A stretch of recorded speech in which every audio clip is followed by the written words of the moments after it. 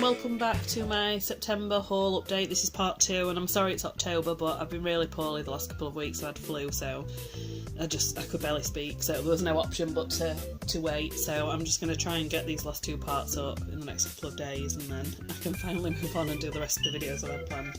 So the first one I've got is Alvin and the Chipmunks, The Road Chip. This was just okay, to be honest. I bought it on DVD even though I've got the rest on Blu-ray, because I just wasn't that interested. I thought the kids would like it, and they did like it, but I don't think we'll ever ask to watch it again, and I certainly won't be bothered if we don't have to watch it again. The next one I picked up was The Fox and the Child. I don't know what drew me to this. I just saw it one day and I just thought I really fancied something really relaxing and nice scenery, and it was that actually. It was what I kind of wanted. It's narrated by Kate Winslet. There's not much speaking from pretty much the only human who's in it. I think you briefly see in the background a few other people, but she barely speaks. I know it was originally, I think, French, and it's dubbed, but honestly you can't tell because there's so few words in it you wouldn't really notice. And mostly it's just music and gorgeous scenery. I really did like this. It was set in a gorgeous area of, I believe, France. Tell me down below if I'm wrong, I'm not totally sure, but I'm sure it was set in France. The next one is The Holly and the Ivy. I picked this up because I basically wanted an older Christmas film. I've got It's a Wonderful Life, I've got The Holiday Inn, I've got White Christmas, and I just wanted something new this year to watch, sort of older Christmas film. And honestly I don't really know much about it, I've not watched a trailer or anything. I know that it's got the woman from Brief Encounter in, which I loved. So yeah, I won't know until sort of December time whether this is good, but it had good ratings, so we'll see. The next one is a Hitchcock film. I've been buying quite a lot of them over the last few months, and I like this one. It was quite different from the rest of them, more slow and sort of subtle, but I really liked it. Marnie was kind of slow as well, and I wasn't so keen on that one, but I think that was because of the annoying character of Marnie. But there's something about this that I really liked. The characters sort of intrigued me, and yeah, definitely recommend this one. Apparently it was Hitchcock's favourite of his own films. Next one's a John Cleese film. Again, I don't know much about this, I just like John Cleese, I love Monty Python and Fawlty Towers, so I saw this, never heard of it before, and thought, yeah, I'll pick that one up. Hopefully it's funny. I think it's got a few other people in it that I like. I can't remember her name, this woman, Penelope something, I think it is. Penelope Wilton, that's it. Yeah, I think this will be quite good actually. The next one I've got, The Grand Seduction, was just a nice sort of, really a rom-com, sort of a comedy, but not, it says hilarious, but I wouldn't say it's totally hilarious. It's just a little bit more subtle, but we're set in a gorgeous coastal village sort of thing, coastal town, and it was just really nice. The setting was nice, the characters were interesting. It was basically, they wanted to open this factory because they were all out of work now, and they had to have a permanent doctor in the village or something to be able to build and open this factory. Sorry, I'm losing my voice again. And so they kind of tricked this guy into coming and being their doctor. I liked it, it was good, I'd watch it again. This one, rom-com Only You, I bought basically for Robert Downey Jr. It was okay, it was nice. It was sort of really typical rom-com. Nothing special, nothing really stood out particularly. There were some nice settings. They went abroad. I can't remember where they went now. What's this? Quite a few weeks ago. Was it Italy? Yeah, it was Italy. Yeah, there was some really nice settings sort of in Italy, but other than that nothing really stood out. Maybe I'd watch it again, but I'm not in any rush to. I wouldn't say it's a favourite film of mine. The next one I really did like, Saving Grace. It's a British comedy, but very much in the style of British comedies. It's also got Brenda Blethyn in, who I really like, from Vera. And this was just really, I don't know, I just really like British comedies. It's hard to describe them, you know what I mean if you like British comedies. I also found out that this is kind of related to Doc Martin, which is a TV show that I watch. basically the character of Doc Martin was in this film, and they kind of wanted to spin it off and have a TV show about him, and they had to make a few adjustments about his backstory and things. But I had no idea when I watched this that it was anything to do with that. I did think when I saw The Village, that really looks like The Village from Doc Martin, and then he was a doctor in it, and I thought it was strange, so I looked it up, and it turns out it was the same.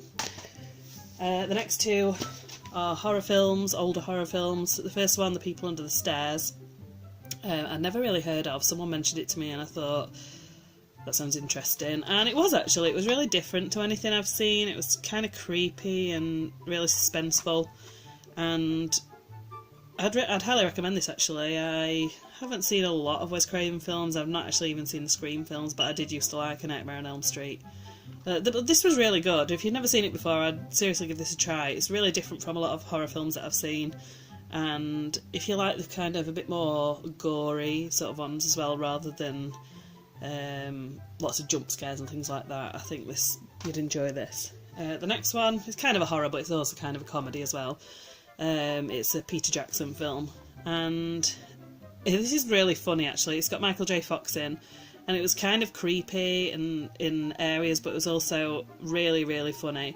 And the ghosts particularly really funny.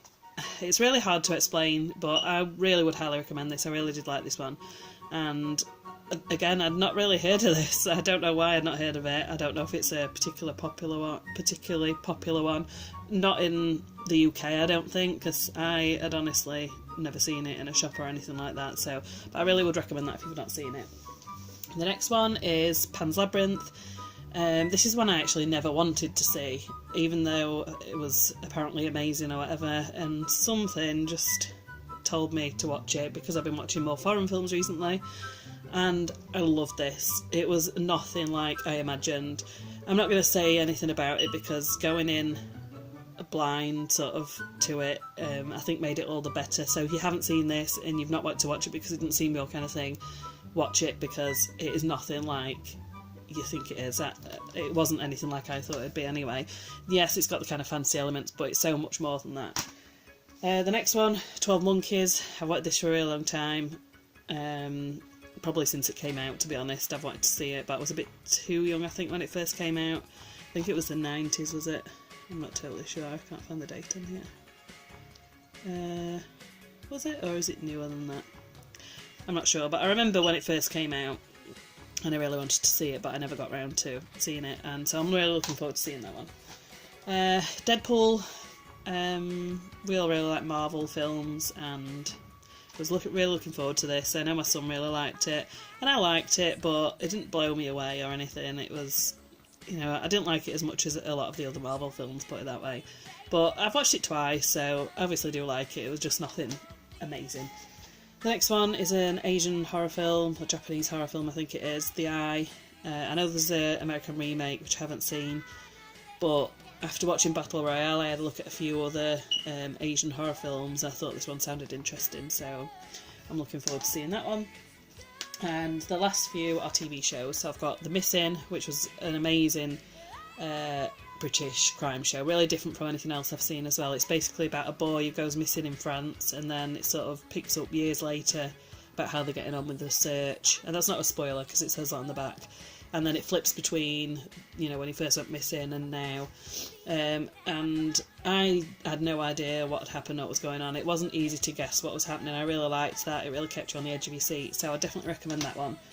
This one, it was a one-off kind of drama based on a lady who had a blog about her breast cancer battle, and I really liked this one. It was really heartbreaking and emotional and things, but I just loved the story.